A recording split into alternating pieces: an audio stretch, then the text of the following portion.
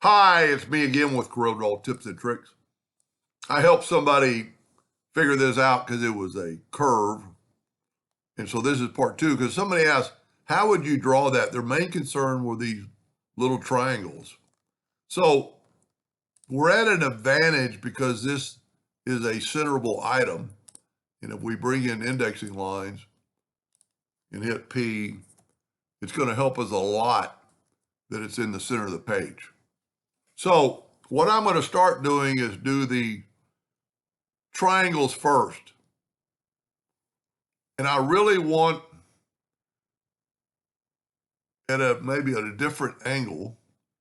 So I tell you what, I'm going to do the long ones first.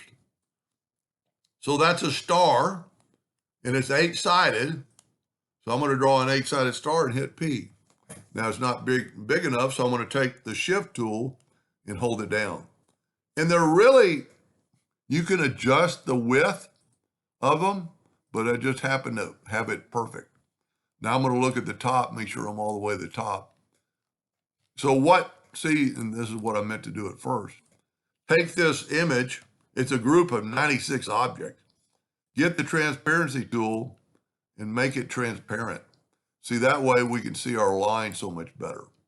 Matter of fact, I'm drawing in that gentleman's page, and I've already set it to 0, 0. But I'm going to hit F12 on the keyboard, and I'm going to go graphic with nothing selected, and I'm going to make a hairline and red, and then say okay. And then every time I draw that in the future, everything will be red and more visible. So we've got that done. I think I'm going to go ahead and put the circles. There's basically 2 circles. I'm going to draw it over here, and I'm going to hit P, and I got pretty close. And if you will hold down your shift key, the shift key makes it grow from the inside out. And then I'm going to control D, holding down the shift key, and get that other one. Now, since we're already here, we might as well just go ahead and do this.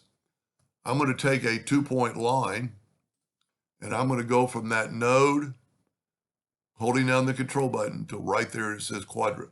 Now, I don't have to draw that line every time. I can control D, alternate C, and rotate it 22.5 degrees. Okay, 45 degrees on this one. And then I can control D, all the way around. And you know what? That's what happens. If you mess up doing the control D and have to do it again, Corel will basically mess up. I don't know if it's really its fault. Anyway, control D, alternate C, 45 degrees, then control D, control D, control D, control D, control D. So we have those. Now, if I look at these triangles, they look like a square to me. There's 8 of them, so that'd be 4 squares. I'm going to control G to group the whole thing together, and I'm going to rotate it 22.5 degrees. That's going to give me these on the square. So I'm going to take my rectangle tool and go right there to that node,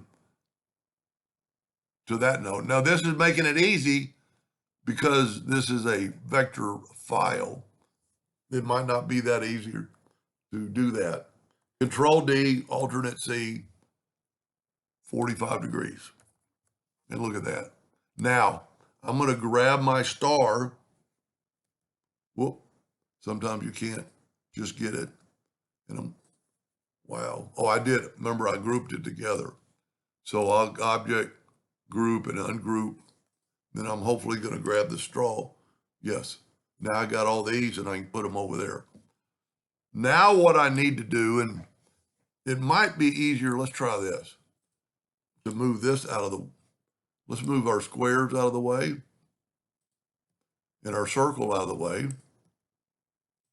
and see what happens if we weld it. It might not work, but it did perfectly. Now we're going to have to put another circle to kind of, I did that so I wouldn't have to break up so many lines.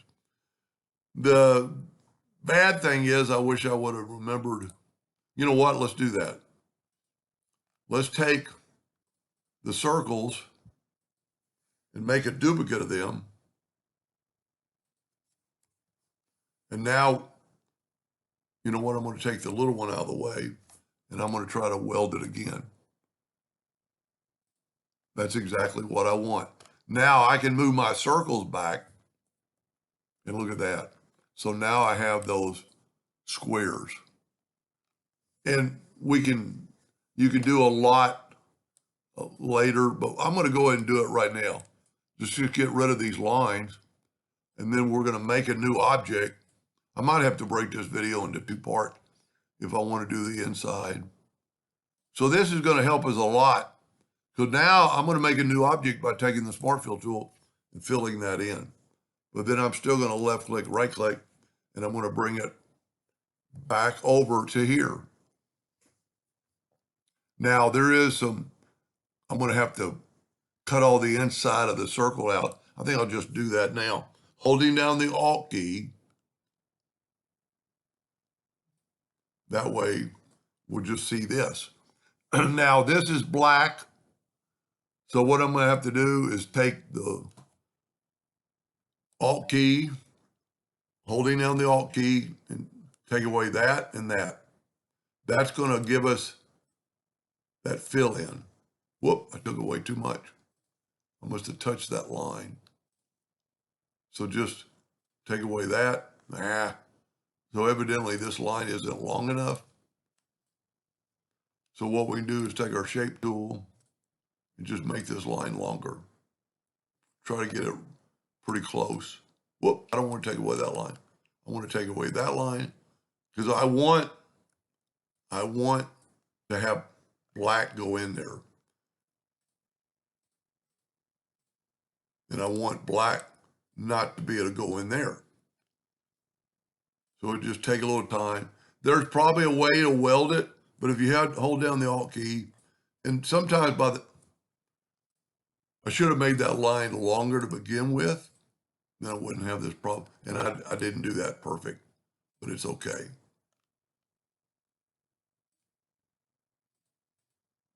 See, that line just happened to be long enough.